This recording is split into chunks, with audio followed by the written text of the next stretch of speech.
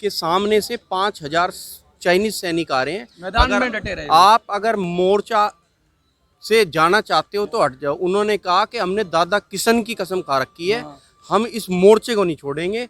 और आज की डेट में उन्होंने जो मोर्चा जीता था वो पूरे वर्ल्ड में एक ऐसे इतिहास में जाना गया, क्योंकि जिसमें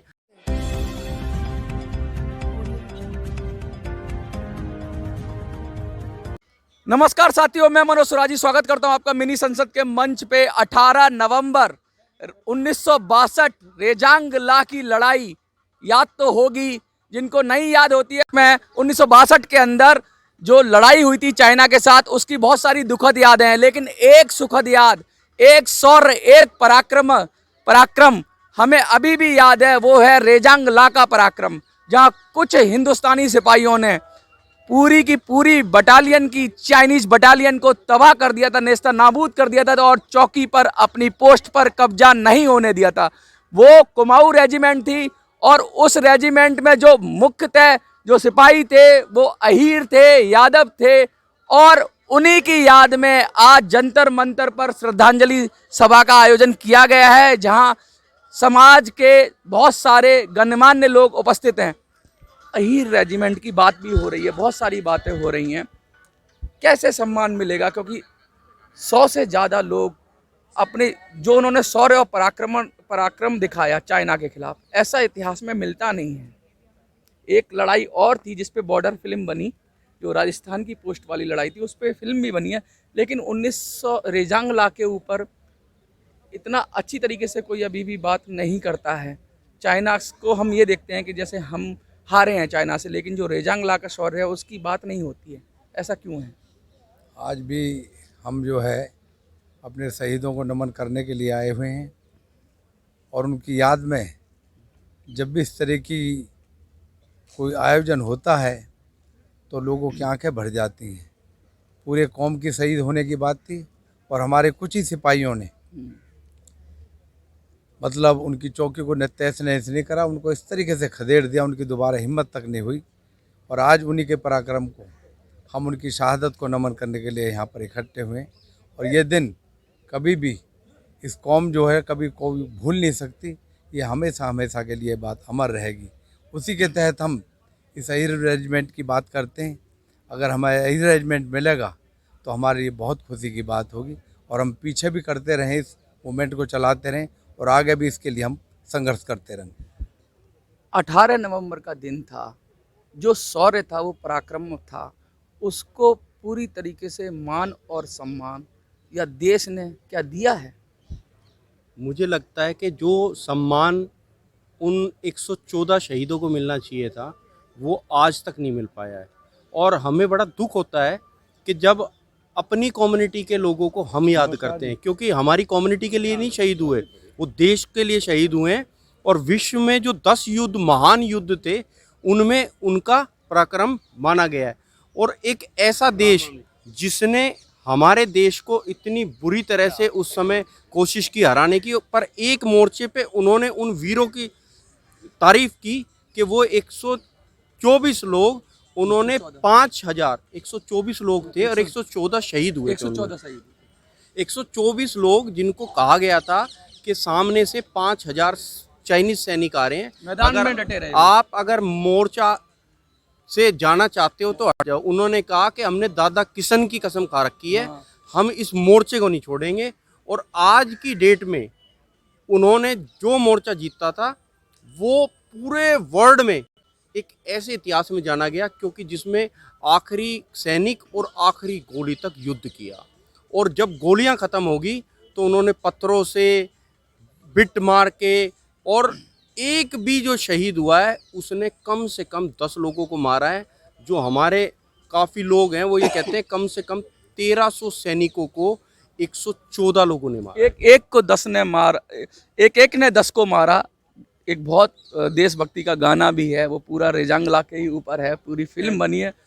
और ऐ मेरे वतन के लोगों जरा आंख में भर लो पानी। पर इसमें भी दुर्भाग्य हमारा ये है कि जिन वीर अहीरों ने इसमें श्रद्धांजलि, जिन्होंने अपनी जान, इतनी शहादत दी, जिन लोगों के पास वहाँ पर -14 तक टेम्परेचर चला जाता है। मेरा सौभाग्य रहा है कि जो 10 लोग उनमें से जो वहाँ से आए थे, उनसे हम मिले, उनसे बातें हुई। वो ये बताते थे कि जो टमाटर था उसको हम हथौड़े से फोड़ के खाते थे, वहाँ पे -40 टेम्परेचर चला जाता है ऐसी परिस्थितियों में। और उनको सबसे बड़ी बात ये थी कि उनको ऐसी परिस्थितियों में रहने की आदत नहीं थी, उसके बावजूद वो डटे रहे और अपने देश के लिए कुर्बान हो गए, पर 1 इंच भी वहाँ से ज़मीन नहीं थी इनको। देखिए पूरे शरीर में सिरहन सी दौड़ जाती है, कितना जबरदस्त लड़ाई थी, कितनी हिम्मत की बात थी, कितने शौर्य की बात थी, कितनी सम्मान की बात है इस देश के लिए कि 114 जो शहीद हुए उन्होंने अब उनका कहते हैं कि जब बंदूकें खत्म हो गई तो पत्थरों से लड़े, उनका जज्बा देखिए और इस जज्बे की वजह से ही आज देश सुरक्षित है। अही रेजिमेंट क्यों नहीं देती है सरकार? एक्चुअली में जब देश आज़ाद हुआ तो आज़ादी के बाद लोगों ने और जो हमारे बुद्धिजीवी थे वो ये चाहते थे कि जाति आधार पर रेजिमेंट ना हो, पर उनको बहुत बाद में समझ में आया कि हमारा जो देश का मूल ढांचा है वो जातीय ढांचा है, और जो हमारी रेजिमेंटें लड़ती हैं वो जातीय एक नारे से। आप ये देखो, किसी का भी स्लोगन देखो, जाट रेजिमेंट का आप देखोगे तो वीर जाट, अपने वो जो बड़े बड़े उनके पूर्वज रहे हैं उनका नारा लगाते हैं। हमारे यहाँ अगर हमारी कुमाऊँ रेजिमेंट देखे तो आज की डेट में वो उसमें मोस्टली यादव है। कुमाऊँ रेजिमेंट में, कुमाऊँ रेजिमेंट में हमारा जो मतलब स्लोगन है वो दादा किशन की जय, मतलब हम कृष्ण भगवान को मानते हैं, उनका नाम लेते हैं। सबसे बड़ी बात ये है कि जो पता है हमें कि उस समय हम नहीं ख़त्म कर पाए, और उसके बाद जो नागा रेजिमेंट बनाई, नागा रेजिमेंट 1-1.5-2 लाख लोग हैं, पर उन्हें पता लगा कि वो देश के लिए इतना मतलब एग्रेसिव हैं कि वो जो दूसरी सेना है उनके नाम से खलबली मच जाती है, तो उनके नाम से भी तो आपने रेजिमेंट बनाई। तो अहीर रेजिमेंट, कोई भी अहीर जो आज तक के किसी भी युद्ध में, जो आज़ादी से पहले और आज़ादी के बाद जिसने देश के लिए शहादत ना दी हो, तो रेजिमेंट आप ना बनाएं। अगर देश के लिए अहीर मरा मिटा है तो उनकी इज्जत और सम्मान के लिए आपको ये रेजिमेंट बनानी हो। अहीर रेजिमेंट कोई छोटी बात नहीं है, ये सम्मान की बात है। ये सम्मान की बात है उन रेजांगला के वीरों के लिए जिन्होंने अपनी जान पर खेल कर अपनी पोस्ट को सुरक्षित रखा और देश का मान और सम्मान बढ़ाया। इससे बड़ा बलिदान कोई हो नहीं सकता है, और इससे बड़ा सम्मान भी कोई नहीं हो सकता कि अहीर रेजिमेंट बनाई जाए। क्या लगता है आपको, सरकार करेगी? जैसे जैसे हमारे जो यंगस्टर हैं, ऐसा नहीं है कि पहले भी अहीर रेजिमेंट बन जाती, पर आज जो है जैसे हमें लग रहा है कि अदर कम्युनिटी के लोग भी अहीर रेजिमेंट की डिमांड कर रहे हैं, और उन्हें भी लगता है कि उनकी जायज़ डिमांड है। पूरे देश की मांग होनी चाहिए, सिर्फ अहीर की क्यों? क्योंकि नहीं, अब आज की डेट में हम ये नहीं कह सकते कि अहीर की है, क्योंकि सतपाल मलिक जी हैं, गवर्नर रहे थे, आप उन्होंने कहा कि उनको तो घर जाके देनी चाहिए, क्योंकि देश के लिए अहीर कुर्बान हुआ है। वो एक जाटों के नेता हैं, और उनका मैं धन्यवाद करूंगा आपके माध्यम से कि उन्होंने यादव समाज के लिए कहा कि घर जाके वो जो देश के लिए मिट रहे हैं, उनके तो घर जाके आपको रेजिमेंट देनी चाहिए। ऐसे ही जो हमारे शर्मा जी हैं, अरविंद शर्मा जी, उन्होंने आवाज़ उठाई, दीपेंद्र हुड्डा जी ने आवाज़ उठाई, काफ़ी सांसद है जिन्होंने पार्लियामेंट में भी अहीर रेजिमेंट की बात उठाई। तो मैं आपके माध्यम से उन सबका धन्यवाद करता हूं। और जो हमारी कम्युनिटी है, जो युवा है, वो आज से पहले समाज के लिए इतने एक्टिव नहीं हुए, और रेजिमेंट के लिए वो दिन रात लगे हुए हैं, और उनका सपना है कि अहीर रेजिमेंट बननी चाहिए। देखिए, एक सपना है, एक सम्मान की बात है, और सम्मान होना चाहिए, उस कम्युनिटी का होना चाहिए जो माँ बाप अपने बच्चों को बॉर्डर पर भेजते हैं, और सबसे मुश्किल जॉब जो है सीमा सुरक्षा की जॉब है, देश को सुरक्षा की जॉब है, वहाँ पर अपनी जान लगातार देते हैं।